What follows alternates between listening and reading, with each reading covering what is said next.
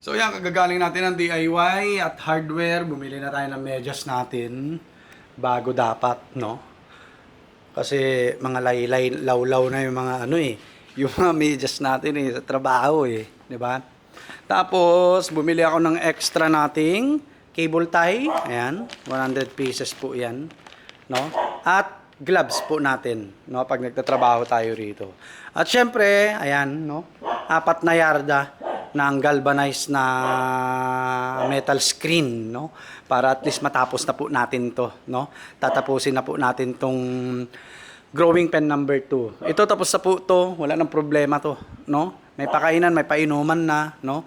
Malalagyan na lang ng natin 'yan ng pugo, no. Tapos ito tatapusin na rin po natin ngayong araw para at least okay na tayo, no.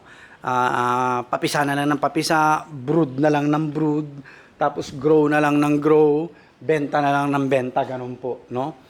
And yun, plano po natin na pwede pa natin lagyan ng yan, ng pangalawang palapag kung gugustuhin natin, no? So, tsaka na po yun. For the meantime po, yan na po muna ang ating set up para sa growing cage po natin, no? So, gano'n lang naman ang mangyayari. Magpapapisa tayo. Pag marami na tayong breeders, no? Tsaka layers. Tapos brood, DOC, magbebenta tayo. Okay? DOC, magbebenta tayo. Tapos, kung gusto natin silang gawing RTL, ayan, or 20 days old na mga pugo, dito po natin sila ilalagay, no, para mas malaki-laki ng kaunti yung kita, no, 35 pesos each, 100 pieces ang minimum po natin, no. So yun lang, mamaya kikilos na tayo, kakapilang.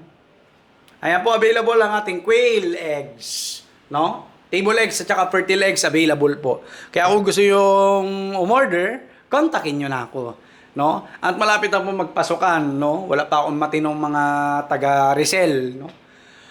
At siguro baka may palitan tayo, no? Palitan natin yung tao natin ngayon at hindi siya makapag-focus dito sa atin, no?